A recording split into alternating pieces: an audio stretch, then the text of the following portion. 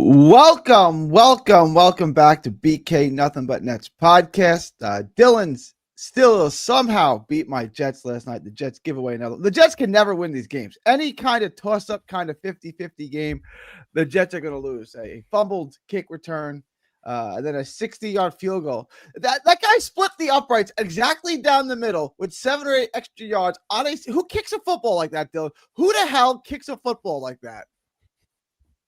It's the wonderful Wizard of Boz. Come on, man. Chris Boswell's the best kicker in football right now. Serious? That was. I thought there was no chance. It was a great game. I would have said 10% chance he hits this thing 9 times out of 10. And not only does he drill it, he's got 7 or 8 extra yards on it. Like that thing would have been good from 67. Straight down.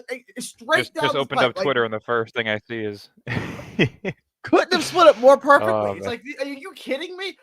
When I saw how straight he kicked it, my first reaction was like, okay, this is going to be 5 yards short.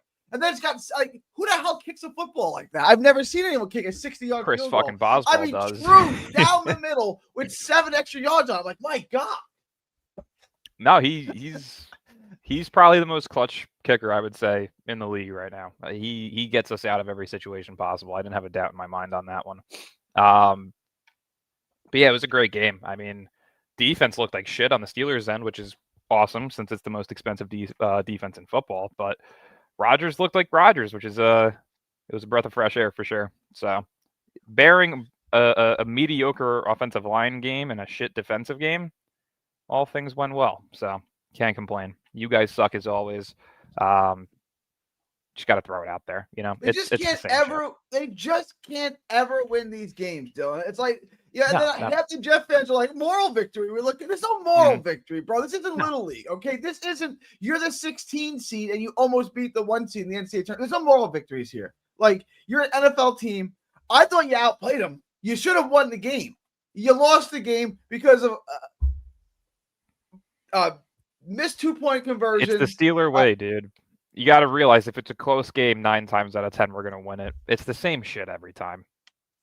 Either the offense plays like dick and comes down last second and gets a game-winning drive, or the defense plays like shit. It's a, gunslinger type of game, and then Boswell wins it for us at the end. It's always the same thing with us. If that field goal, if you would have gave me plus 500 odds, that Boswell was going to make that field goal, I would have taken it. I said that's not enough. I'm not taking it. There's no way. I couldn't even believe they attempted it. It wasn't even like ideal weather. It wasn't in a dome. It was thick air. It was kind of wet. Right, there's a little bit of wind. It wasn't even right down the pipe. Right down the pipe. He kicked this thing so straight. I'm like, oh, well, that's going to be way short. No one kicks a 60-yard field goal that straight. And then it's like it's got 7 extra. And then it just kept going.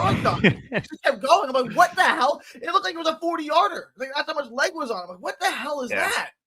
No, he's got a cannon for a foot. I love it. All right. It's been a while. How's everything going, Dylan? We finally got some news to talk about. Yeah, no, things are going well. We're getting closer and closer to the season beginning, which is nice. What do we got? About 25, 26 days, maybe a little less until training camp begins, which is nice. There are definitely some moves that still need to be made, which will be interesting to see how they go about that. But yeah, overall, things are going well, man. Can't complain. What about you? Besides the Longhorns suck, besides the Jets suck, besides the Nets suck, besides the Mets suck, I'm good. I'm good. I'm extraordinary. Like just gotta hang it up for the rest of the year, man. Yeah.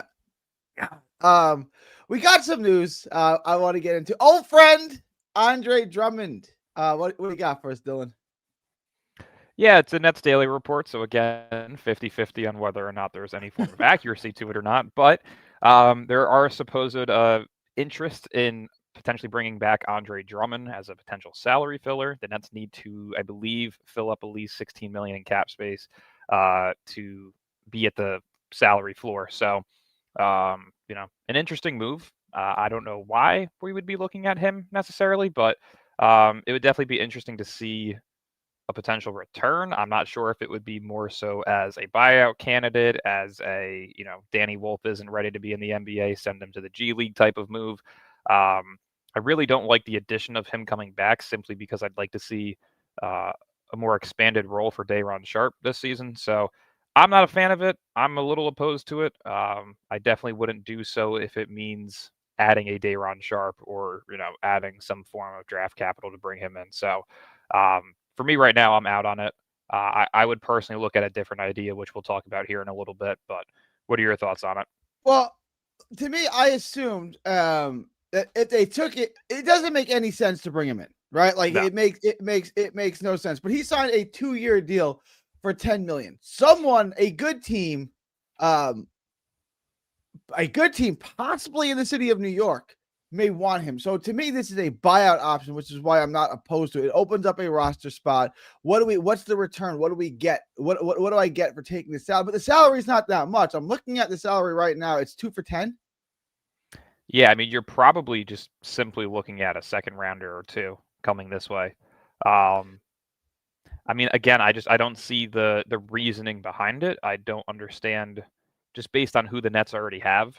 As of right now, it doesn't look like Claxton's getting traded, but even if so, you still have Sharpe and Danny Wolf off the bench. You have Drew Timme as of right now. Really don't need another big man. I would definitely say you're more so looking at wing depth more than anything if you're looking to bring something on. But To me, it's a very strange option. Well, all right, yeah, playing him, using him, rostering him would be, but to me, this is a simple buyout. Like it's straightforward. The thing other is, though, teams, you usually don't see buyouts though on multi-year deals, right? There's only 1 year left on it, right? I thought you said it was a 2-year deal. It was a 2-year Or is deal. that what he signed for last? Okay, he signed last. gotcha. Yeah. Yeah, then I mean, even if so, you could simply just buy out Haywood Highsmith, who's making the same amount of money as Andre Drummond is, roughly. You know what I mean? Like, there's really no need to bring somebody in, especially since you're trying to condense the roster. Now, if you're giving up Jalen Wilson and Keon Johnson in the deal and receiving Drummond, all right, you're freeing up a roster spot, and then you can buy out him, so you're really freeing up 3 roster spots. That makes a little bit more sense.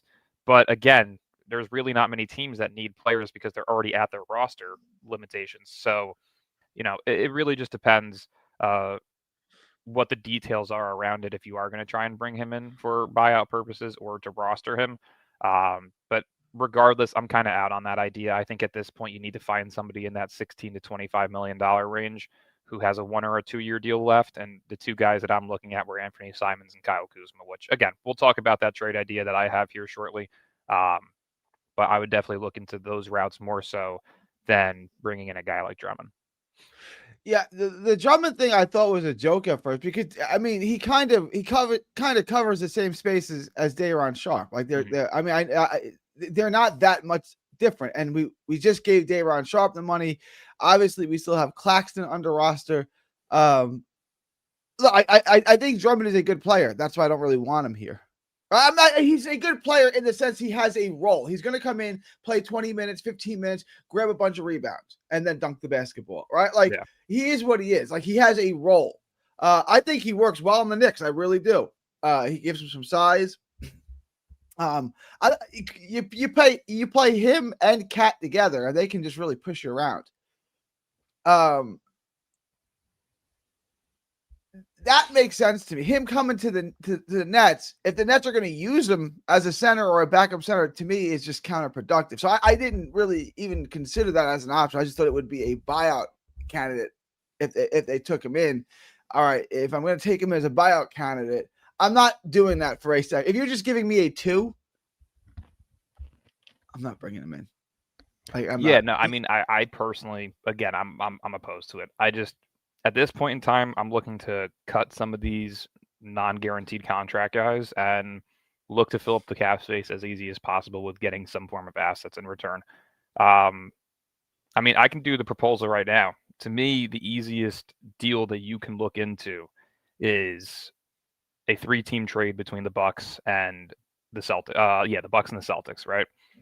In this one that I'm proposing, I would have Nick Claxton and Jalen Wilson heading to Boston, as well as Milwaukee, including Andre Jackson Jr. I would have. So the Nets are sending out Claxton and Jalen Wilson. You said. Yep. All right, let me Claxton. So it would be Claxton and Jalen Wilson heading to Boston. The Bucks would also be trading Andre Jackson Jr. to Boston.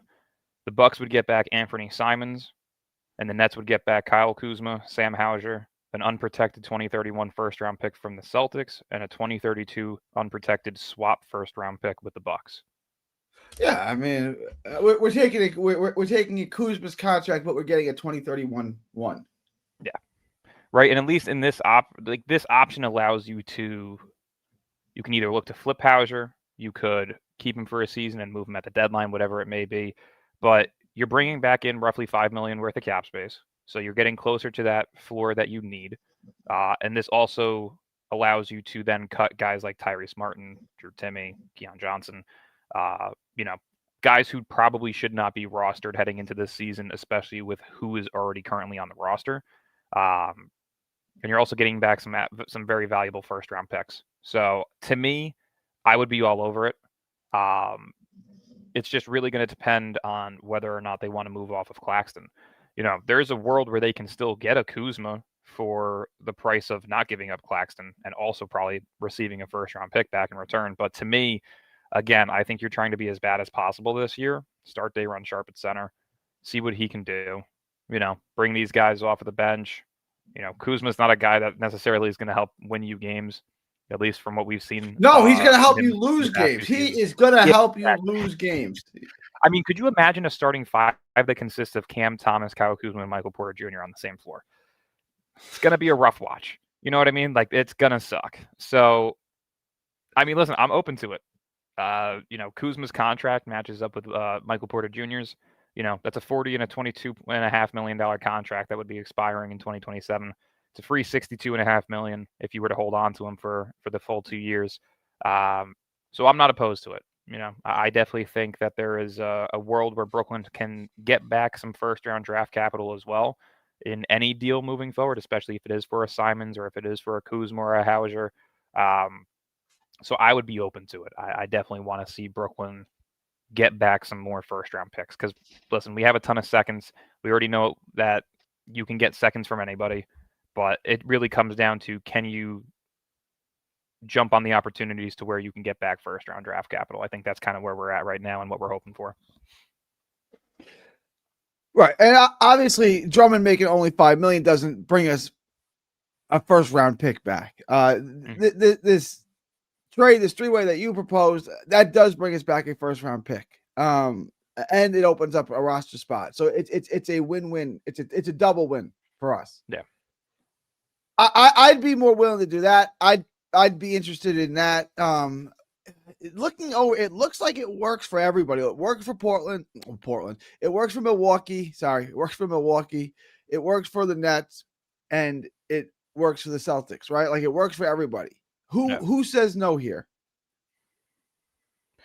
I mean, the biggest problem is probably just going to be Brooklyn. Again, they gatekeep players until they lose their value. Who knows? The problem is Sean Marks sucks at his jobs. The problem here is exactly. Sean Marks is an idiot. That's the problem. Yeah. That's the exact problem. So, yeah, I mean, it really just depends on if they're willing to move off of Nick Claxton or not. I think if you're offered 2 first-round picks, just take it and move on. If there's a way that you can flip some of these this upcoming season for a late lottery, just outside the lottery first-round pick to have 2 of those top-tier first-round picks, I think that would be great for us as well. But it really just depends. I mean, at the end of the day, you need to cut the roster and you need to add some cap space. So regardless, you have to figure something out. I want to spend a couple minutes on Marks. I got notes here, and this is just a question I wanted to ask Nets insiders, people who are in the know. Is Sean Marks on any type of hot seat, or is he going to be given 2-3 years to kind of rebuild this and see this thing out? I think he is. He's been here so long with no success. How hot is his seat, if it's hot at all? I think it is, because if you have been keeping up with them, this recent hire of AC Law, this is a guy who pretty much helped OKC get to where they are today, specifically within scouting and drafting. I think that he could be the guy as the successor to Sean Marks if and when Brooklyn decides to move on for him, or if and when Sean Marks is given the promotion of basketball operations, whatever it may be. Because as of right now, he's listed as a general manager and the president of basketball operations. So I do believe that the idea of him making decisions in a front office standpoint should be taken away. If you want a higher end title with a lesser end, job aspect to your ability, by all means, go do it. But I definitely think AC Law could be a guy that is looked at as a successor to Sean Marks. Has a proven track record. He's been able to build championship teams. He's been able to build from the ground up. I think this is a guy that you want long-term building out your roster. So I'm not opposed to it. I mean, shit, you could bring in Helen Keller to be the next GM of the Nets, and I wouldn't be opposed to it. So I definitely do see some form of hot seat with Sean Marks, especially with this new hire. I want to, like, it's so bad with Sean Marks, and this offseason to me kind of just is like the final exclamation point on it, right? Like I've had it, right? Like it's like you've been a horrible employee since day one. This now everything must go in a box, and security is going to come escort you right now, like not 5 minutes from now. Where you should have had your stuff in a box months ago because you're terrible at this. Yeah. But I keep looking, like, to me, Sean Marks is acting like a guy who's on his first day at the job. The 5 draft picks, the absolutely no sense of urgency. Like, to me, he's acting, and maybe he's acting like this because he's an idiot. I don't know, right? Like, I've always said you can't fix stupid, and there's no replacement for intelligence, right? Like, and Sean Marks is stupid, so you can't fix that. But to me, he's acting like this is his first day on the job, right? Like, okay, I'm going to rebuild this thing from the ground up. And I got 4 or 5 years to do this, and it's like, I don't understand how you still have a job. Like, but it doesn't seem like he's acting with any urgency. You know what I'm saying? Yeah. Yeah. I mean, there's really not much that you can do in a situation like this with the rebuilding. It's really just looking for those opportunities that come up. And at this point in time, Anthony Simons, Kyle Kuzma, Sam Hauser, RJ Barrett, like those are the types of players that you're probably looking into to fill those roster needs, to get over that, salary floor, and also to not build a roster that's going to affect where you want to be in the draft. I think simplistically, if you really wanted to get this thing done, go look at adding Terry Rozier. Expiring $26 million deal. Nobody wants him. You could probably get a first-round pick just by adding him. I would do it in a heartbeat. But that whole Terry Rozier rumor mill has definitely died out over the past couple of weeks. So who knows? I mean, there's players out there that the Nets could get to fill this cap salary issue. But again, it's all going to come down to who's getting bought out, who's getting cut, who's getting waived, whatever it may be. There's going to have to be some decisions that are made. Now, to me, you don't buy out Haywood Highsmith. This is a guy who could probably net you back 2 or 3 second-round picks at the deadline. He's on an expiring deal. You don't give up something of value for nothing, especially when it comes to guys like Keon Johnson and Tyrese Martin. I don't care how much you guys value these people. They are not meant to be on rosters. They are on non-guaranteed deals. These are the first people that come up in conversations for being cut. So I definitely think these are the guys that need to go first prior to any form of other moves. No, I agree. Highsmith's not a buyout. He's a trade candidate, right? Like someone is going to want to trade for him. Like I said, 100%. He's got value. He's not a bad player at all. Like, no.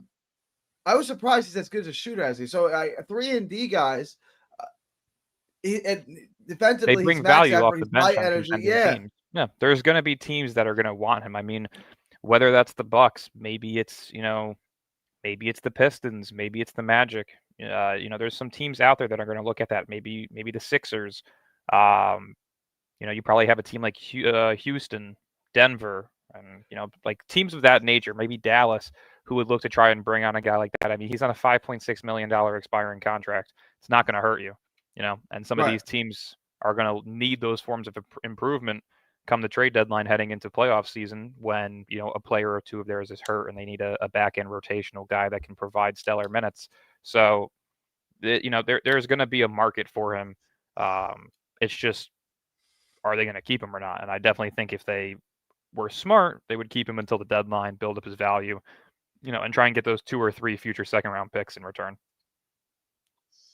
I wanted to move on to the news. Zaire, Day'Ron, Cam, they're all officially Nets. Now, Zaire officially signed his deal. Your thoughts on that? What was the holdup? What took so long? Why did this happen on, I guess this was technically yesterday, so September 7th? Yeah, I mean, I'm excited. There was a lot of conversation on whether or not Zaire would be back because he was unofficially signed.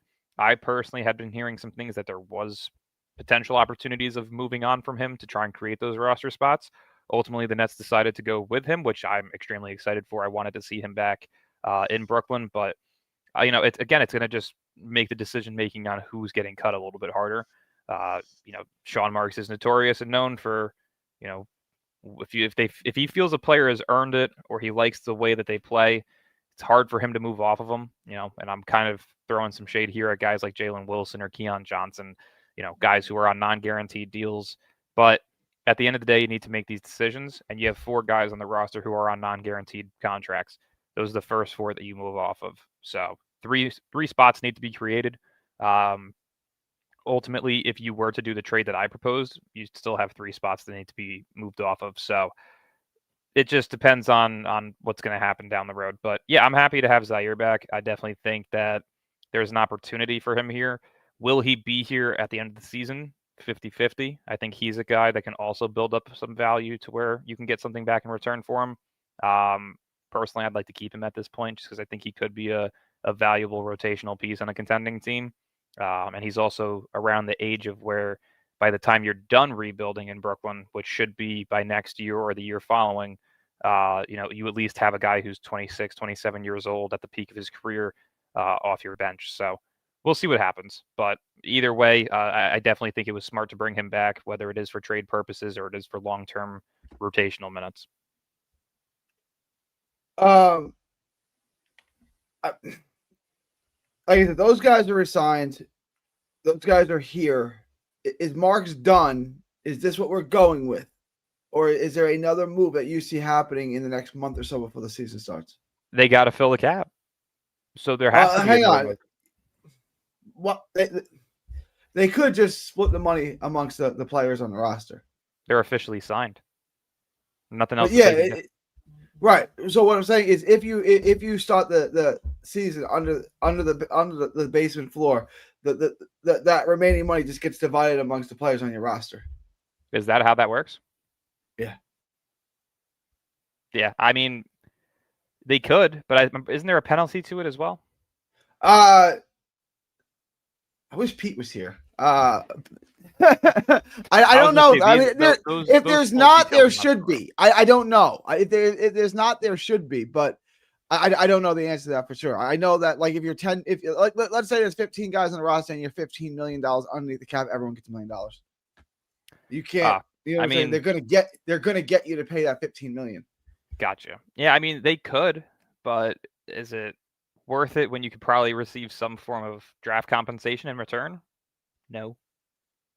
Like just go get what you need to get. Sean Marks is that guy, the kid in college that sits in his dorm, smokes weed, and plays his guitar all day. And then the day before fall, I was like, "Bro, do you have notes?" It's like, who are you? That's like, honestly the most accurate description I think I've ever heard of him.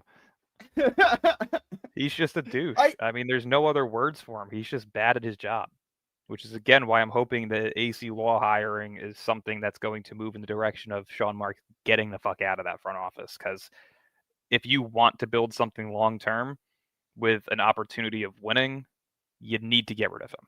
Like it's like the same thing with the Steelers. I've been saying it for years. I am a diehard Steelers fan. Mike Tomlin is a good head coach, but he's not great. He's good enough to get you to 9-8 or 10-7 every year, but he will shit himself when it comes to playoff time. It's the same thing with Sean Marks, right?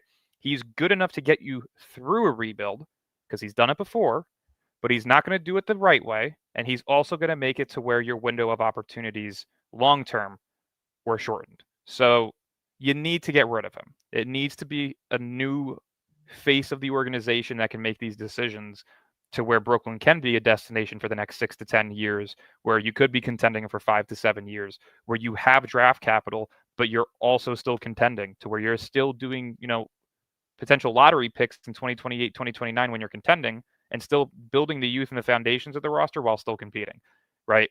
Sean Marks isn't going to be able to do that. He has never been able to do anything correctly in his career. So it's all going to come down to if and when Joe Tsai has the balls to make the decision that's necessary for the organization. Well, Joe Tsai likes him. Right? Well, that's the problem. That's the problem. Right. Joe Tsai's an idiot too. His opinion's the only one that matters. Yeah. I mean, listen, if you kind of have been keeping up with some of the financial aspects of the Nets and Barkley specifically, it looks like Cy could be moving on his way out. Like, he's talked about interest in the Miami Dolphins. I believe over the past 2 years, he's sold different forms of minority stakes in the Nets to the Koch family. Is there a way that he can get bought out? I hope so. Nobody wants to see this guy here anymore. He does nothing for the Nets specifically. Does he do good with community building and for the Liberty? Sure. But he has not really done anything specific to the Nets to where you can say, this is a good owner. This is a guy that gives a shit about us. This is a guy who cares. You know what I don't care about? The Liberty. You know what I really don't care about is the Liberty. Like, can we just? And no one cares about the Liberty. You want to look at the bottom line on the WNBA? Nobody cares. Nobody cares. I mean, the crazy part is they brought a championship faster to Brooklyn than we did. And that's the fucked up part. And still, nobody cared, right? I didn't even know they played in the Barclays Center until recently. I thought they still played at the Garden. I don't know. It's like, are we done pretending that we care about the WNBA? Has that ship sailed? Like, is that done with? Because we tried. I mean, listen, to pretend I think like I've watched care. one game in my life. There's not much interest that I've had personally. Is it something that's growing a little bit? But they're also going to screw themselves this upcoming year when the new CBA ends for them and a bunch of them sit out. So, it's kind of contradicting what they're trying to build over there. Then sit out then, right? Like, women make historically bad decisions. It is what it is. It's like no one cares. Like, if women were good at sports, if that sport, people would watch it. People watch women's soccer. People watch women's tennis. Oh wow. Amanda Serrano sells out Madison Square Garden all the time. If you're good at your sport, male or female, you will sell. What does this tell you about the WNBA? They're not good. Caitlin Clark's kind of good. She sells out Indiana. The rest of the league isn't good. They don't sell. Like, why do we keep pretending like we care about the WNBA? Right? Like, what's the point in this? I don't know. Like, this thing that we need to keep making women feel good. It's enough. Stop. We gotta get back on the. No, they're not good at basketball. Are they good at soccer? Maybe. I don't know. Like, the ratings say they're okay. Tennis says they're okay. Is Katie Taylor and Amanda Serrano good at boxing? Yes, they are. Katie Taylor's got some of the best timing, male or female, I'd ever seen. Katie Taylor is excellent. She sells. The WNBA sucks. Can we just admit it? The WNBA is god awful. It's unwatchable. Can we just admit that? Thank you. Oh man. Did you get it out? You're good. Yeah, it's gonna be pent up for months later, and I'm gonna spurge out again on this. It's stop. It's been 30 years. They don't make any money, and it's god awful. Like, have you ever tried to watch it? It's terrible. I think I watched I'd one rather watch Liberty JV basketball game last year, which, I mean, it was interesting, but it wasn't.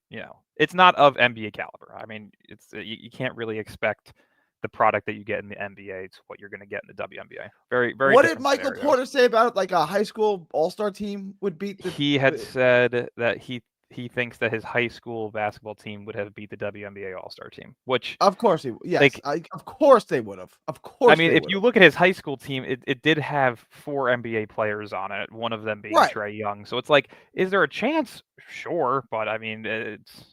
Yeah. Well, you would pick the WNBA team? No, I'm saying, like, I would. I mean, if it's a team of Trae Young and Michael Porter Jr. when he was in his peak in high school before the back injury, yeah, I would probably say those two alone can do some damage. It just really depends on who you're having on the other side of things, right? I mean, it's grown women versus puberty-ridden men, so it's like you kind of have the average 13-year-old, maybe not 13. The average 15-year-old man could physically kill the average woman with his bare hands if he wanted to. Like, we're not talking about comparable things. We're not talking about grown men against 15-year-old boys. We're talking about 15-year-old boys, many of them who are freak athletes, against women. The men work harder. They spend more hours on their craft. There's a bigger talent pool to select from because more men play basketball than women, right? Like, and then just physically, like I said, the boys on that team could kill the women with their bare hands if they so chose to, right? Like, that's how much physically dominant men are to women. Like, we just need to acknowledge that there's a reason why we put men and women in different. They don't play each other because it wouldn't go well if they did. Yes, Michael Porter Jr.'s high school team that had Trae Young on it would beat the NBA All-Star team 100-10. Go ahead. There is a chance of that. No, I wanted to bring this up too, just because I'm glad some of our guys in the comments are doing a little bit of their research to help us out as well. So it says here, if a team doesn't reach the salary floor by the end of the season, they are still required to pay out the difference. This money is distributed among the players on the team's roster. So I'm not sure if he meant the end of the season or the beginning of the season, because I'm pretty sure you're supposed to hit the cap floor by the beginning of the season.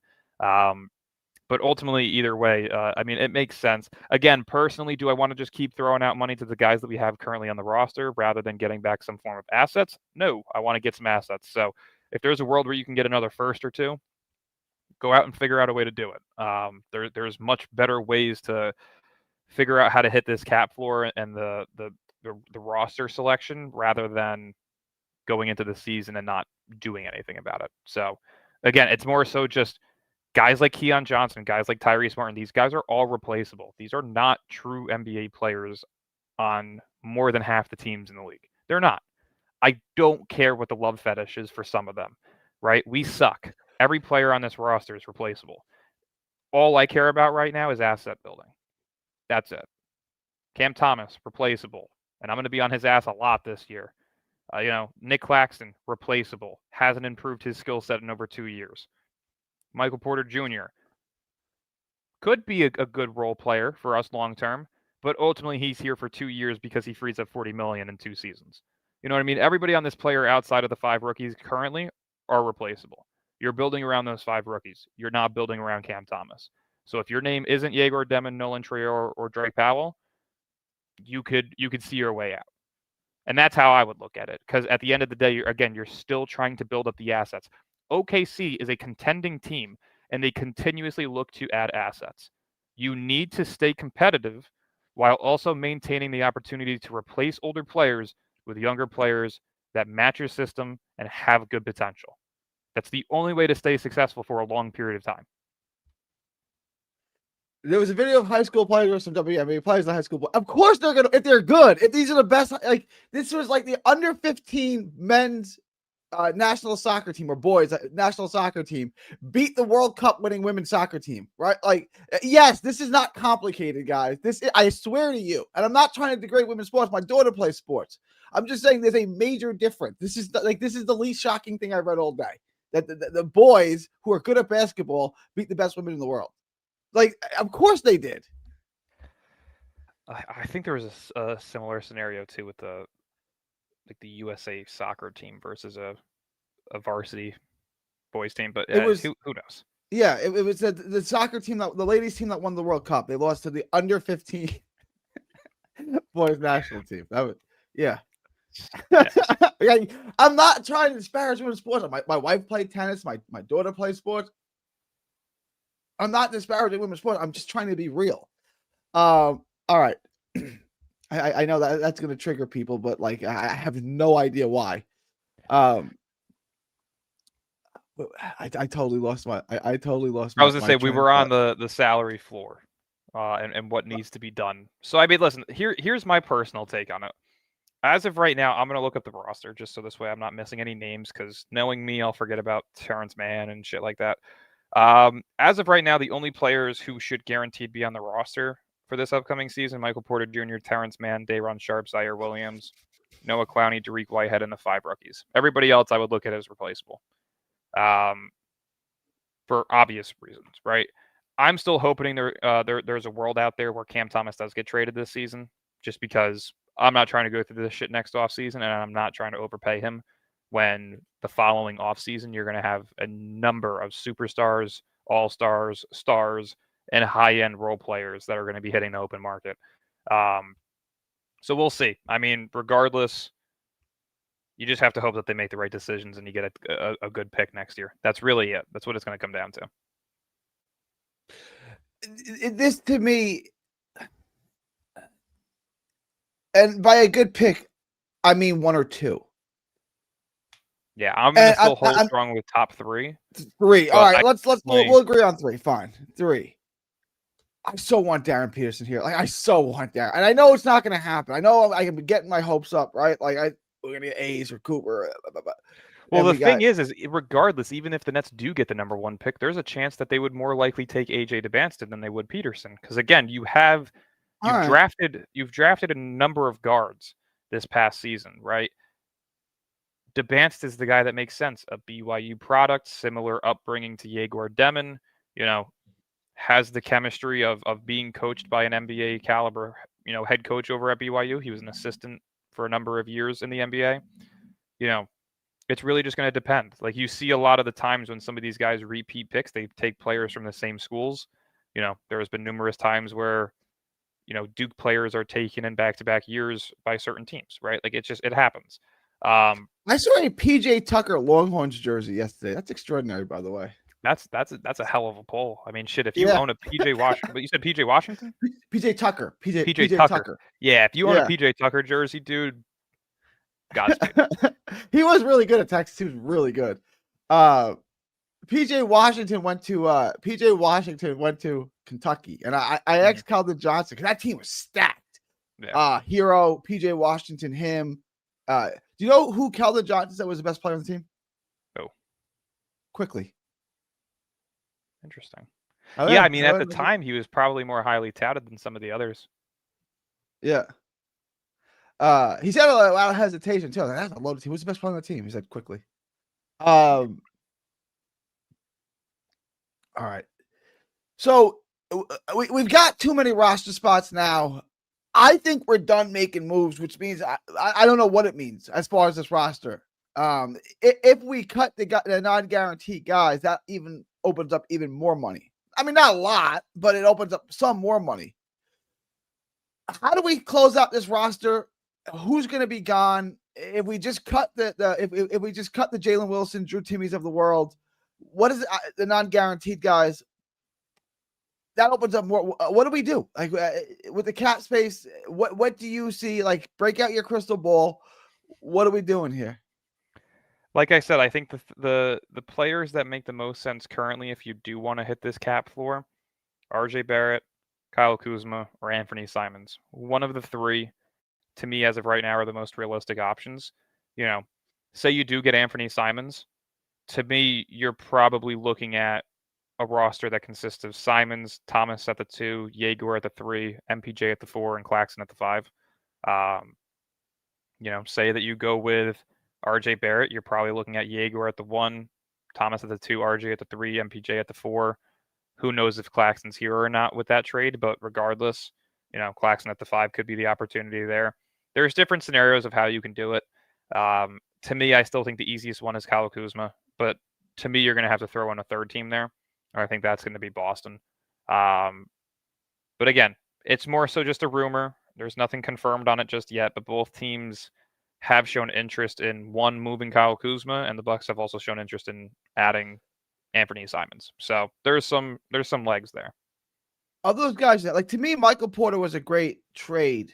Mm-hmm. And I'm giving Marks credit because he's a guy, to me, he's not going to get $40 million again, but like I said, he's a guy who could be, and I think will be here beyond 2 years. Like I think the next contract, unless he self-destructs outside the court, I think Michael Porter Jr. will be here. I said he's a Marks type of guy. I think he's going to be here beyond this contract. Of those guys you named, is there anyone here of those guys you just named, Simons, RJ, that you believe could be a net long term beyond this deal? That could sign their next RJ deal with probably. I would say RJ. Yeah. And again, that would make a ton of sense, right? Like, say you do. Say there's a world you're able to add RJ, right? You're going to be freeing up $67.5 million come the 2027 offseason with RJ and MPJ being expiring contracts. But say you do land a Darren Peterson, right? You can replace Cam Thomas with Peterson for this upcoming season. That allows you to where you would have Yegor Demon, Darren Peterson, RJ Barrett, and Michael Porter Jr. as a core. If you could get back both RJ and Michael Porter Jr. for a combined cost of what Michael Porter Jr. is already costing you, I think that's the route that you should take. Now, I do think if you add RJ Barrett to this current roster, you're going to win a couple of more games than you want to. So to me, I would stay away from RJ at this point, unless you're moving off of guys like Nick Claxton, like Zaire Williams, guys who are going to have a small impact on the game, but if you add a piece to those guys, could win an extra, 3 to 5 games that you probably don't want to win. Yeah, I was just gonna say, like, they kind of RJ Porter, Cam Thomas. I was gonna say Like, you'd have you a saw in starting five of Yegor, Thomas, RJ, MPJ, and then Claxton, and then off your bench you would have Nolan Traore, Terrence Mann, Dariq Whitehead, Drake Powell, Noah Clowney, Day'Ron Sharpe. Like that's a little too deep. That's not really a losing roster. That's more of like a we don't know where the fuck we are, and we're hoping for something. And that's not the place that you want to be right now when you're one of the worst current rosters in basketball. So No, stay the course. I've said this before, and we don't need any more veterans. I always get what we need some veterans. Okay, we got Porter, we got Cam Thomas, we got Terrence Mann, and we got Highsmith. That's plenty. We don't need any more. That's good. We got the veterans we need. We don't need any more. And Mann's a guy that'll likely be here for the entire season because he's a guy that you probably look to move off of not this season, but next season's trade deadline when he only has 2 years left on the deal, right? That's when you kind of look for that expiring contract to where you can, again, match it with Michael Porter Jr.'s contract and hopefully another contract, maybe a Kyle Kuzma, to where you'll have 80+ million in cap space. Because remember, there is an insane amount of players available in the 2027 offseason. I mean, I'm going to pull up the list again, but there are a handful of players that you would want to get in that upcoming free agency class. Let's see if I can ever find the right page. There we go. In the 2027 offseason alone, you are going to be looking at... telling you, man, it's whenever I try to look shit up while we're fucking live, it just never likes to load. Here you go. 2027 offseason. Let's see. You will be looking at Steph Curry, Jimmy Butler, Kawhi Leonard, Trae Young, Zach LaVine, James Harden, Jordan Poole, Tyler Hero, Isaiah Hartenstein, Andrew Wiggins, RJ Barrett, Miles Bridges, Draymond Green, DeMar DeRozan, Cam Johnson, DeAndre Hunter, Kyle Kuzma, KCP, Dylan Brooks, Keldon Johnson, Klay Thompson, Lou Dort, Max Strus. That's just the first 10, 15 names that I saw. Those are the unrestricted free agents in 2027. Player option deals. You have Anthony Davis, Giannis, Nikola Jokic, Karl Anthony Towns, Paul George, Donovan Mitchell, Brandon Ingram, Kyrie, Rudy Gobert, Jalen Green, Drew Holiday, Julius Randle, Jeremy Grant, DeJounte Murray, Malik Monk, Grayson Allen. The list continues on in that sense, right? So there is probably over 35. You could be potentially looking at upward of 50 players who impact the game of winning, whether it be as high caliber role players, starters, second, third options, superstars. You have guys in this free agency class that you need money for. So to me, the best route to it, go add Kyle Kuzma, right? Go trade Terrence Mann next year for an expiring contract. Figure out a way to get into that $80 to $100 million in cap space for the 2027 offseason, because that could be the year that you can completely finish this rebuild and begin contending again, as long as these rookies pan out. So there's a number of options that the Nets could use with this, but that would be my goal, is to where you have maybe like 4 to 6 players on the roster that you know can be on your team when you're looking to contend. So, right, for example, you could have Yegor Demon, the guy that you draft in 2026, Nolan Traore, Drake Powell, and then, let's just say Noah Clowney, right? Say that those are your 5 or 6 players that you have moving into that next era. Now you have upward to $90 million in cap space, to where maybe you can bring back Michael Porter Jr. on a $20 million deal and still have $70 million left over, right? Say that you can go out there and somehow get a Nikola Jokic or a Giannis or whatever it may be. And then you can use the remaining 10 to 20 million in cap space to where you can bring in 3 to 4 players that could be high-end role players for you as you're looking to contend. Like, these are the ways that you can truly fill out the roster in one full season. And it's not like Brooklyn doesn't have the market to do so. Not too long ago, you just watched Kyrie, KD, and DeAndre Jordan sign in the same day on the same offseason. They can do it again, but you need to have the foundation built prior to doing it. And that's where this upcoming draft is going to be the make or break for it. I just feel like that team was building something. They had a coach, which Kyrie ended up getting him fired, but they had a coach that was like highly touted, that people liked, people spoke highly of. You had this team that overachieved, made the playoffs. They looked like they were building something here. This team that they have now, we'll see what it looks like at the end of next year. That's a lifetime away. I get it. But this team right now, what they have looks like they're going to be Washington Wizards long term. Like there's nothing here. Like this is just I look at this and I want to my eyes are bleeding. Like I can't, like this is brutal, bro. Like and then what happened with the camp, it just looks like a dysfunctional organization with no direction. Like that's what I see now. I didn't see that in 2019. I saw a team with the direction. This I look at, I see the complete opposite. Again, it's going to really come down to what is the pick next year and how do these rookies this year pan out. Say we get the Bansa, it's a completely different conversation, right? Say Jaeger exceeds expectations this year. Say Drake Powell looks like he can be a true rotational piece in a 3-and-D wing. Say Nolan Troyer looks like he could play alongside Jaeger or be your backup point guard long term. Then you're a Debansta Boozer away from being like, all right, we got 4 to 5 solid guys with upside currently here on rookie deals. You got guys like Clowney, you got guys like potentially Sharp who could still be here. Now you're just a superstar and some depth away from being into that top 6 seed conversation where you can build that out long term. That's the way to look at it, right? Because again, the key is going to be is can you get a superstar here in free agency in 2027? If you can get a guy with just cap space without having to give up an immense amount of assets, you're then in a position to where you can add that secondary star through the trade market while still having enough draft capital to continue building out the depth and the youth long term, right? Say that you are able to get a superstar in free agency, right? Like just, think for a second, you get a Jokic or you get a Giannis in 2027. You still can trade 4 first-round picks for a secondary star to play alongside, a potential Debansta or Boozer plus a Jaeger. Like there's ways to do it to where it will work while still also having, 7 to 10 additional first-round picks in your arsenal to improve the roster, to draft, do whatever you want with it. So, again, it all comes down to this year's draft and how the rookies pan out. That'll tell you whether or not 2027 is the offseason where you can go all in, or if you are going to have to look to start, making certain trades to improve the roster. Like I said, I mean, this is why I think, and we said this last year too. Last year was the most important because you had all those picks.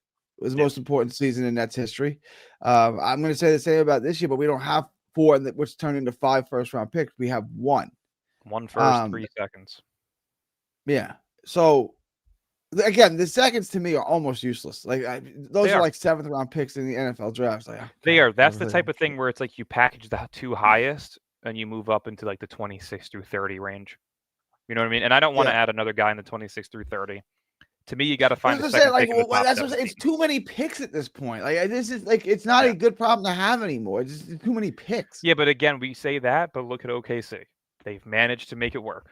It really just depends on who you're drafting. You have to find system fits and guys that you can develop into players who fit your culture to win championships. OKC continuously drafts guys who fit their system and helps them win championships. Isaiah Joe, Andrew Wiggins, Nikola Topic now looks like he's going to be one of the best backup point guards you could possibly have, right? I mean, they traded Josh Giddey, and they practically just got him back for free. You know what I mean? Like, there's ways that it works, and it just depends on the moves necessary that you make. But, again, how many times can you really say that you can draft a Chet Holmgren and a Jalen Williams in the same draft, both picks in the lottery? How many times can you say you can do that? You know what I mean? So it all comes down to the drafting of how you do it. The other thing I wanted to talk about was the Cam Thomas situation, offer him the qualifying offer. Is this going to change the way that these restricted free agents are treated? Was this handled so poorly and so badly that it's going to kind of change the way that the other restricted free agents are dealt with? No. Suck it up and take what you can get, or shut up and prove yourself. That's it. You decided to bet on yourself. By all means, go for it. If I'm the Nets, I sit you out. You're not going to affect what I'm trying to do here long term, and you're not an obvious piece to this team long term. That's how I would look at it. If the Nets did that, and they're $15 million, whatever they're 10, whatever they left under the cap, I can't see the NBA rewarding them with a top 3 pick. I can't see it. I can't. Okay, you're gonna bench your best player. You're gonna bench the only player anyone in your fans care about, want to see, and you're not even going to fill the salary floor. We're not giving you one of these 3 stars. Worst Like, team in the this is league how I gets you view it. 5. Worst team in the What was league that? can't get worst team in I the don't league can't want get you I don't lower than want the 5. 5th pick. I want the first pick or the second Point pick is or even that the third pick. point is that a top 3 pick isn't guaranteed regardless. There's nothing guaranteed in the lottery. No, Floor of I the get it. pick You're matters. trying to figure out how to bring down the house in the Be the rig worst system. I you get can it. be. Be the worst you can be. I don't give a shit about Cam Thomas. I don't. This is a guy who was drafted 27th overall, has never been an all-star, has never been close to being an all-star. I don't care if he can score 24 points per game. It means fuck all. And Well, the here's day my that point, people though. realize this is the day that you will be very happy with whoever we draft this year as his replacement. Here's my point, right? Like, if you were going to go ask out the captain of the cheerleading team to prom, would you go wearing your best shirt? Would you bring your flowers? Would you present the best version of you possible? Did they not do that last year? Did the 28 I don't know wins what the hell and they the did last year. meaningless Last wins year was a complete not disaster. show that they were trying? It was in March, and I said I have no idea what direction the Nets are going in March. I have no idea what they did last year. No clue. Regardless, the point is that you saw a team who blatantly traded their stars and did nothing with it, and the team that they traded their pick to got rewarded for it. You watched a team who was supposedly trying to tank win meaningless games, especially towards the end of the season, and mess up their draft position, and they did not get rewarded for it. So who gives a fuck about moral victories and trying to go out there and show that you can be competitive? I don't give a shit anymore. Bench Cam Thomas, trade Nick Claxton. Go out there and genuinely find me 15 Tucson's of Womas or whatever his name is and stick them out there for all I care. I don't care. Figure out a way to get a top 5 pick. Hope that you get a top 3 pick. But regardless, the floor of the pick matters. So be the worst fucking team in basketball. We're the worst team in basketball. If you guys think it's Utah, Washington, where I can pull up the rosters, and that's the worst. It's not even close either. By the way, like we talk about Utah's rosters being deplorable, which it is. They're way better. Our roster is one of the worst things I've ever seen in my life. It really is. And there's obviously been no effort put into that roster.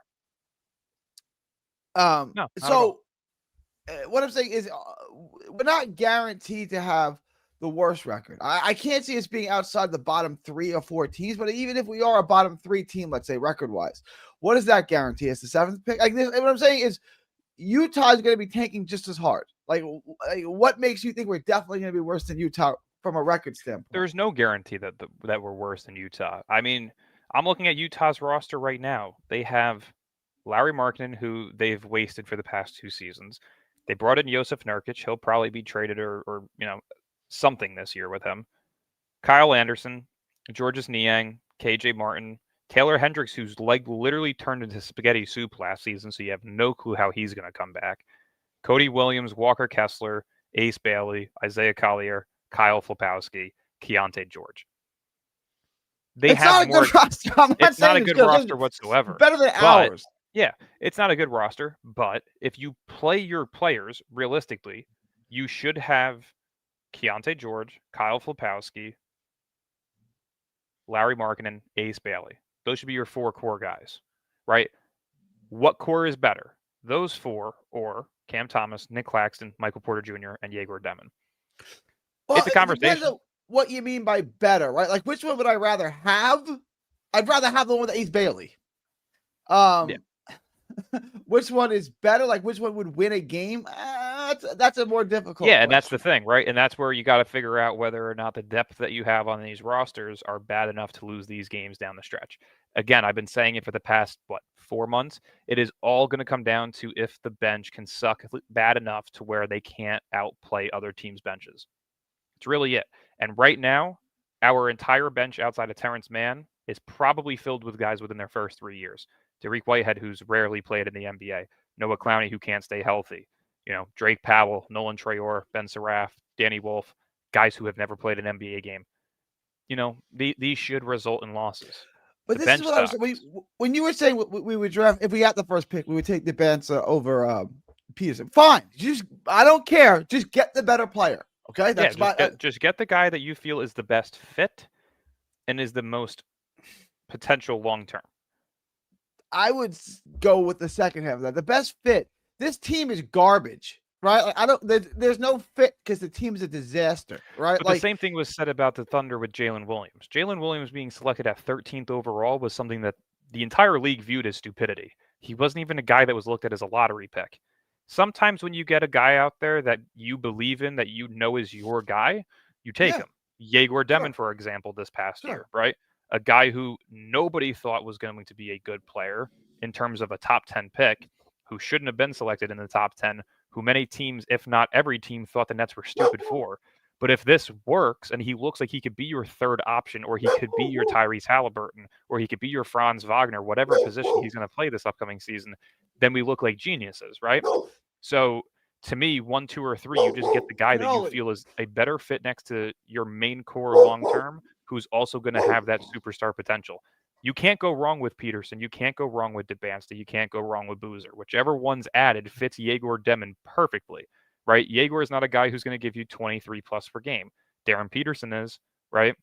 Yegor Demon isn't a guy who's 6'9" with freak athletic ability. He's 6'9", moves a little slow, is a primary playmaker and spot up shooter. So Debansta works perfectly next to him. You know, Yegor Demon isn't a guy that has a paint presence, who can space the floor, who has an incredible defensive ability like Cam Boozer does. Boozer fits him perfectly. So it's really just going to come down to who the pick is. Yeah, just because we took all these guards in this past draft doesn't mean, like, to me, Ben Surratt and Drake Powell don't get a say on whether or not we draft Peterson. Drake Powell, I disagree with. I think he's going to be one of the best rotational. He gets a say, so we're not going to draft. We're not going to draft. Not he has a say, but I think he's going to be one of the best rotational pieces in basketball within the next 5 years. I truly do think he has the Herb Jones ability to where he can be a 4th, 5th, 6th option on your team, but one of your 2 best defenders on your team, who can be a guy 36+% from 3. I think he's going to be a good player too. I'm just saying though, it's like I'm not going to say, well, I'm not going to take if I value Peterson over Debansta, I don't care that I have Drake Powell is my point, right? Like, I'll figure if Drake Powell is as versatile as you're saying, I can play him at the 3, right? And I can play Peterson at the 2. So what I'm saying is I can figure out how to work all those guys together. I'm not going to pass up unless you think that, look, if you think Debansta is, who do you think is better, Dylan? Are you frozen? No. I was looking down. Yeah. Who do I think is better, Debansta or Peterson? Debansta or Peterson? Right now, I know. Look, maybe that changes a year from now or 10 months from now. It's tough. Like, you're talking about a 6'9" freak athlete that can score from all 3 levels of the floor, or you're talking about a 6'5", 6'6" potential James Harden with more athleticism and better defensive IQ. That's a difficult decision. Again, it really just depends on which player the Nets feel is going to be the best counterpart for a guy like Yegor Demon. Yegor is a part of this future. This is a guy who was selected in the top 10 as the first lottery pick in Brooklyn specifically, but overall since Brooke Lopez, Derek Favors, like he's going to have some form of say and meaning in how they build out this roster. So to me, I think AJ Debansta is the best fit next to Yegor Demon if you view Yegor as your second or third option. Now, if you don't and you think that he's primarily going to be a playmaker and spot-up shooter, then go get the best offensive talent with the highest IQ and incredible defensive ability in Darren Peterson. It's really just going to depend on what they think is the better fit next to, Yegor. But I personally think, as of right now, the better fit next to him would be Debansta. 2 6'9" guys. It would be. I agree with that. It would be a tough team to play. I agree that he's the better fit, right? Look, the bench is going to be great too. It's not like I won't say that he's going to be great yet, because again, we all thought the same about Ace Bailey and AJ. I still think Ace Bailey is going to be great. I was going to say Debansta reminds me of a better version of Ace Bailey, but again, when you're looking at a guy who picked a college because of money, who isn't playing at a blue chip school, who may not see the best form of competition, it's going to be a 50-50 question mark on his ego, his attitude, and how NBA ready he is, right? The same thing happened with Dylan Harper and Ace Bailey going to Rutgers, right? Harper at the beginning of the season looked like he could compete for the number 1 pick, but they couldn't help win their team games. Ace Bailey had a lot of shit going on his end for his playmaking, his rebounding, his overall IQ. He fell. So It really just depends. To me, like I said earlier, I do believe that Peterson and Boozer will be competing for the number 1 overall pick. It was Let similar me with ask you Paolo this question, Banchero. though, Dylan. Let me ask you this question. Utah calls you up right now. The 4 guys we take. I'm going to put Drake Powell to the side for a second because they came in the Terrence Mann trade. Utah calls you up right now. They say, we're going to give you Ace Bailey. You're going to give us Yegor, Trey, Saraf, and Wolf. No. What do you say? Oh, I make that trade in a second. Really? No. You say no to that trade? No, I make that trade in a second. I'm not trading 2 top 20 picks right now. No. For Ace Bailey? No. I'm making not when you have the opportunity of drafting Nate Amen, Boozer, or DeBanston next year. But I can still get those guys. I get like Ace Bailey at 18, 19 years old isn't going to play me out of drafting those guys. No, of course not. I'm more so just meaning the long-term fit. You're talking about a guy that has an extremely high boom or bust, and you're going to give up 4 guys who one has an incredibly high boom or bust in Yegor, a guy who has a pretty high floor but a low ceiling in Traore. And then who else? Saraf and Wolf. And Wolf, who suck. You know, you're looking at, decent floors, not much high upside, right? To give up 4 prospects. Saraf might have a real high. Saraf might have a real low floor. Like we haven't discussed how bad Saraf might be, but his floor is extremely low, but his ceiling, I would say, is higher for what his floor is, if that makes sense, right? Like you could be looking at a backup shooting guard, but you have to really work on his game and get it to NBA caliber level because he's not ready whatsoever. So again, it truly depends. But no, I would not trade 4 prospects for the price of 1. Now, if it was for Cooper Flagg, sure, trade those 4 prospects and throw in 5 first-round picks. I don't give a shit. You would, right? It's just you wouldn't do it for that. I would do it for the guy that's guaranteed to be great, not the guy that has a high upside, if that makes sense. I'm not much of a risk taker. So to me, it needs to be something that I know is going to work. And to me, that would be Flagg or Harper. So those were the only 2 this past year that I would make a trade of that nature for. But so you would do that trade for Harper too? You would do that trade for Harper? Yeah. If San Antonio calls you up? I think Harper's a solidified all-star here in the next 3 or 4 years. But again, it's going to depend on whether or not San Antonio utilizes him and values him or if they're going to ship him off. Is San Antonio the perfect fit for him? Hell yes. But is it going to work with him, De'Aaron Fox, and Stephon Castle playing together? No. What are they going to do? What are they doing there? Like what? To me, my personal thing would be trade De'Aaron Fox, Jeremy Sochan, and 5 first-round picks for Giannis. I think that's the best move for them. You'd be able to play Dylan Harper at the 1 and Castle at the 2.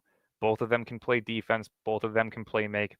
And then you'd have Giannis and Wemby as your front court. Nobody's going to be able to stop that. So to me, that's the route that they should go.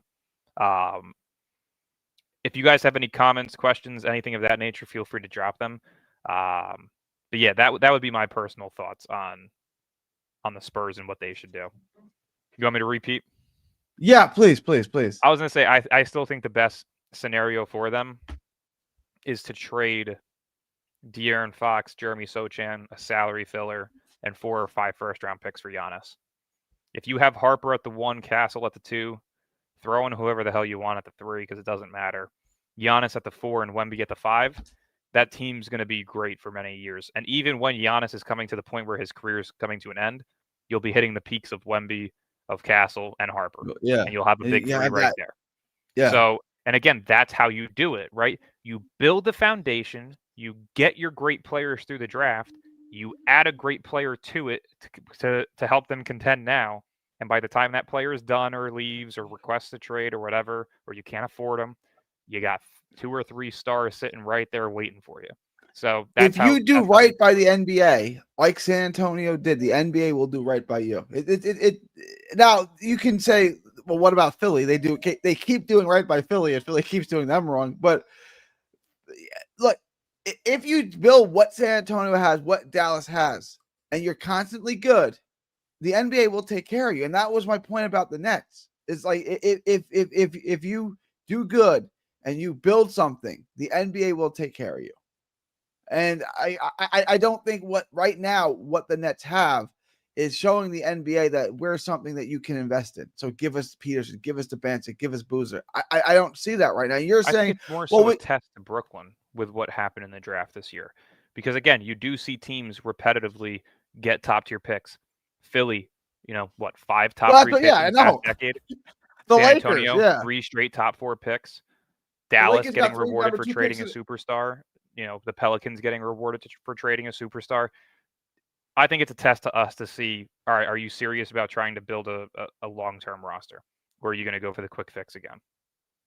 I love that we're beyond the conversation that are they tanking?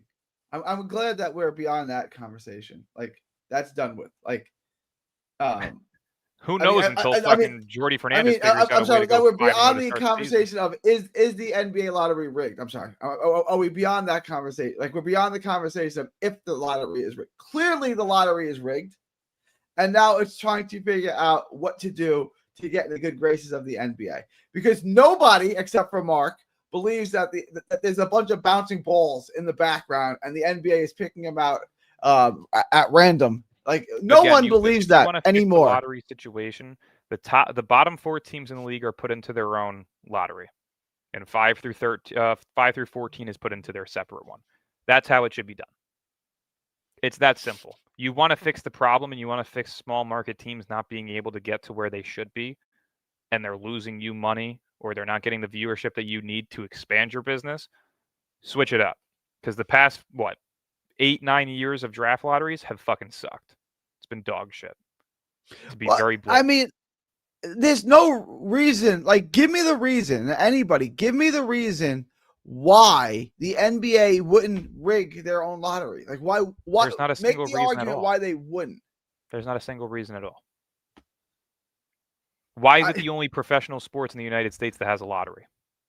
It's insane. It's ridiculous. It right. Makes no sense. So they can rig it, right? So that they can put Patrick Ewing on the Knicks, LeBron James at home, Derrick Rose at home. Yeah. And that's my point. If you're going to do a lottery, you have to make it to where it looks like it's not rigged. Bottom 4 teams in the league are put into a separate lottery. The worst pick that the number one pick can get is 4. Right? That's how it makes more sense. Allow some of these bottom tier teams to actually get rewarded. Dallas should never have even been in the question for a top 4 pick. Right? Or San Antonio. Exactly. So again, this is where the league needs to be fixed. They wanted those guys there. They wanted Cooper. I think the Cooper Flag thing was part of the Anthony Davis trade, because I don't 100%. think. Yeah, I don't think those two owners called each other. Those two GMs called each other and came to this trade. I think that was brokered by the NBA. 100%. We could get into why Dallas wanted to get rid of Luka. There's a whole lot of conspiracies there, a whole lot, but that's not. So they said, Dallas goes to the NBA. We want to trade Luka. If you don't think the NBA is rigged, go watch the video of Cooper Flag when he got his introduction to Dallas. There was a question that was asked to him about the Luka Doncic trade and how he ended up in Dallas, and he looked over at Nico Harrison with a smirk. If you don't think this shit's rigged, you're an idiot. Genuinely, there's no other way around it. No team bumps from being 10 through 14 in the draft to number 1 in back-to-back years. Statistically, it's impossible. Right. So, like, there's always when they do like DNA testing, they say this is 99.9% certain. That there's a better odd your DNA test is wrong than there was what happening with the NBA lottery. Right. So it's like that would hold up in a court of law. So this was rigged. Like, this doesn't happen. Right, like, you know what I'm saying? This is, and for all the top 4 teams outside of Charlotte being high market teams, the Spurs, the Sixers, the Mavs, all 3 of those teams a piece away from contending. It's rigged. There's no doubt about it. It would have made more sense if you were like, all right, Charlotte, you get number 1. Okay, Dallas, you get number 2. All right, Spurs, you're gonna have 5. Like, space it out. Don't make it look so obvious. Because it's a dog shit draft. That's why. Because it was a dog shit draft. Blows. That's why. That's why, Mark. Now answer my question. Why would the NBA not fix their own lottery? Just answer that question. Why wouldn't they do it? No, they can. It's legally fine to do. It's your business. You can do whatever you want with it. Why wouldn't they do it? There's no reason to not. You can't name me like realistically, there's no other sport in America that has a lottery. The NHL has one. but the NHL is also Yeah, not the as NHL. important in drafting No as It's other about sports. hockey. Yeah. Yeah. Nobody. Like Chicago got Connor, what is his name? Bedard or whatever his name is. And Chicago still sucks. Like, it doesn't really matter.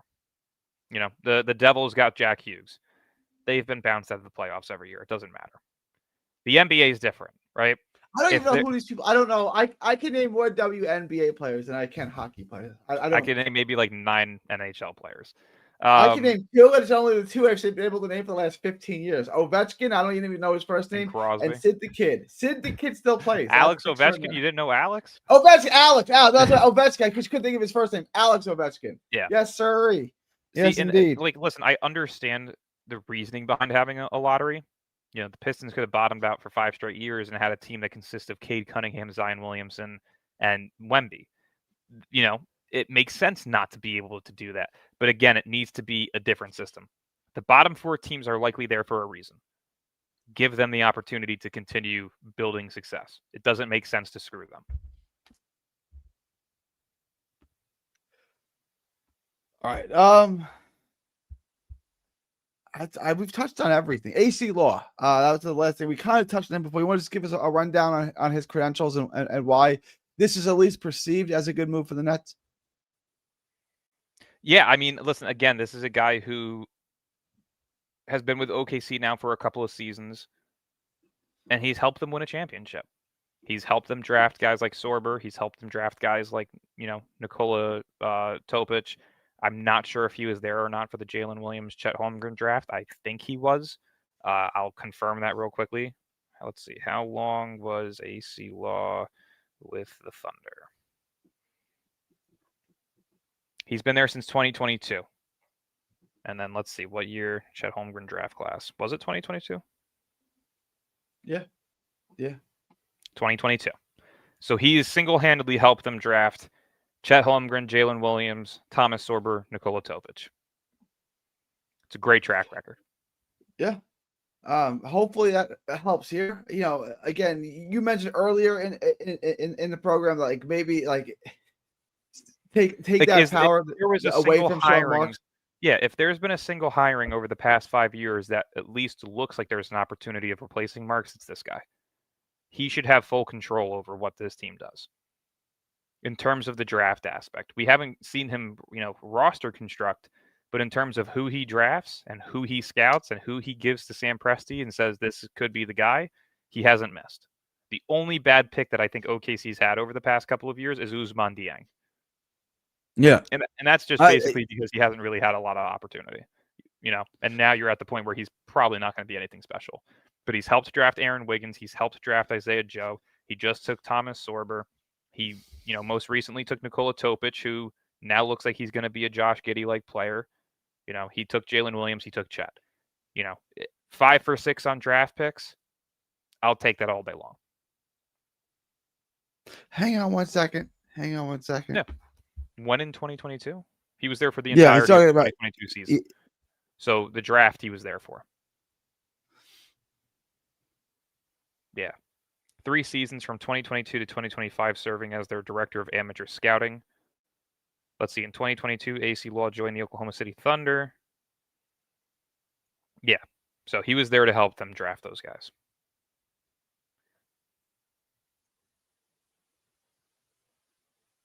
I'm so confused. Hang on one second. Oh, I see.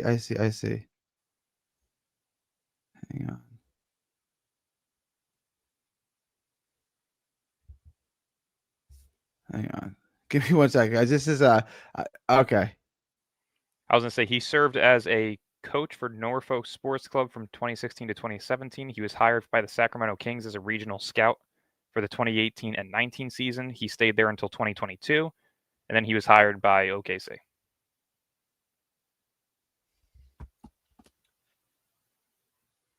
It's a great track record. Can't complain.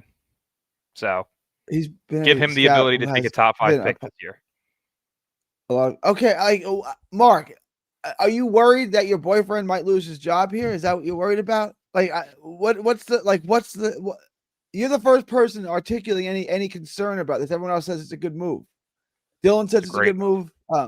Okay, so like, what's your concern over this? Like, what's your concern? He was with the Kings until what season?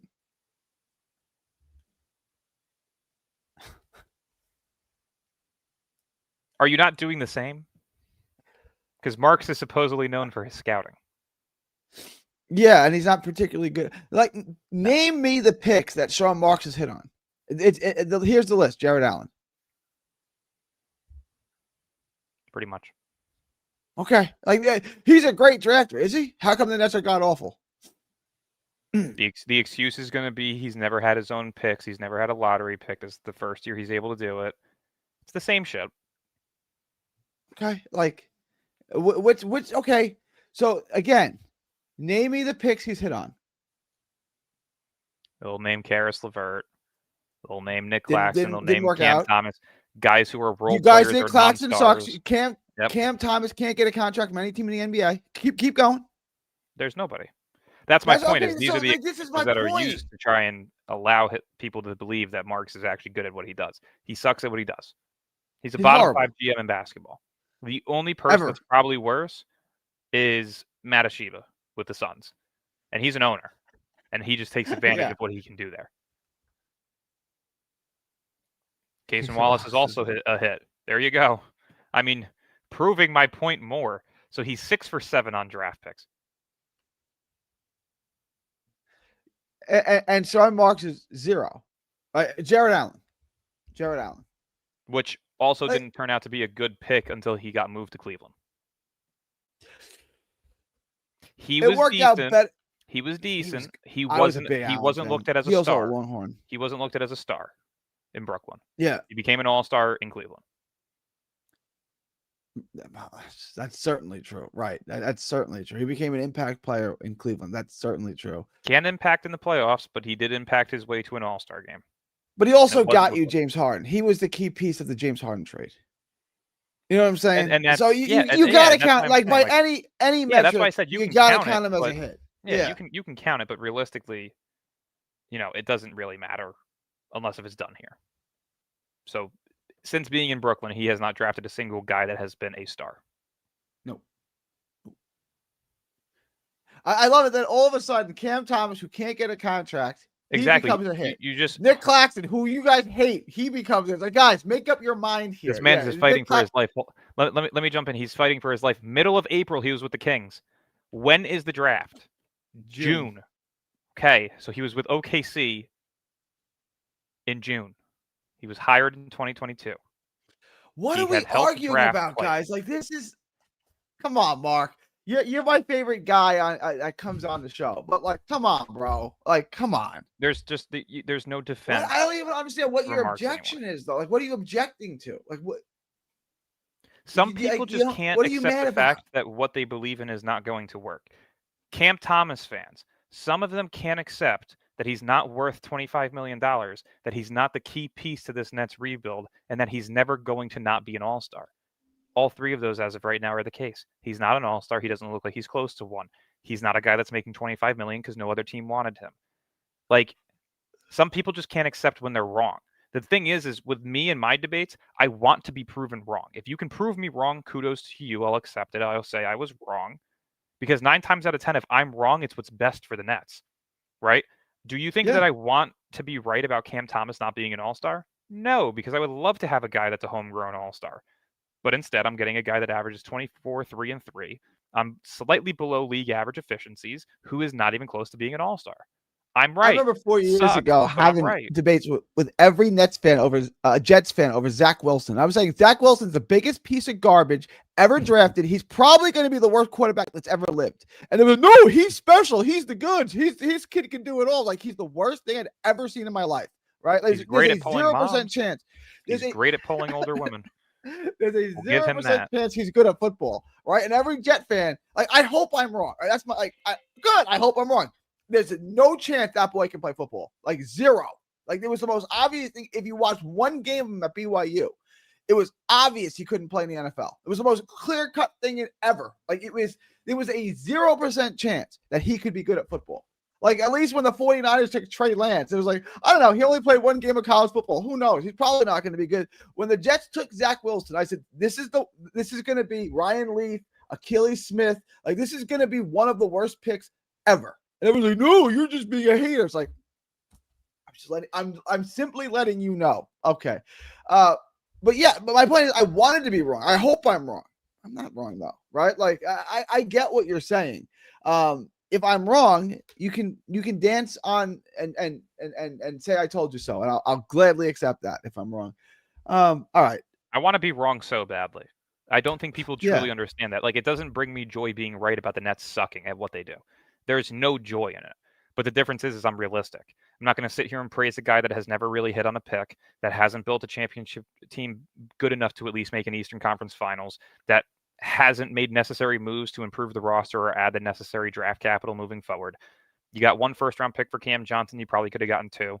You know what I mean? Like, would I do the Michael Porter Jr. trade again? Yes. But at the end of the day, could you have gotten more? Yes. You know, like, these are things that he has just time and time again messed up on. No, Sean Marks is not a good GM. No, he's not even close to being a decent GM.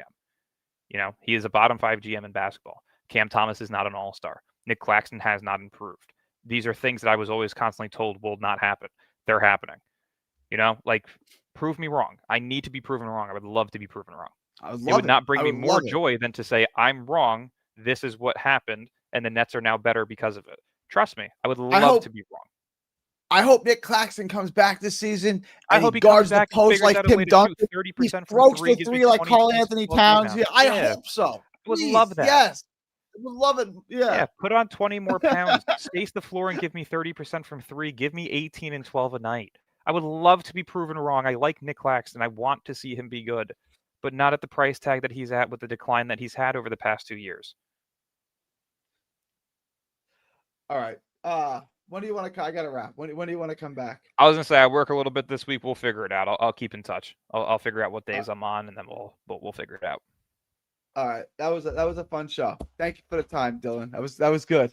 It's September 8th, 2025, from Texas to the world. Thank y'all, and God bless. Later.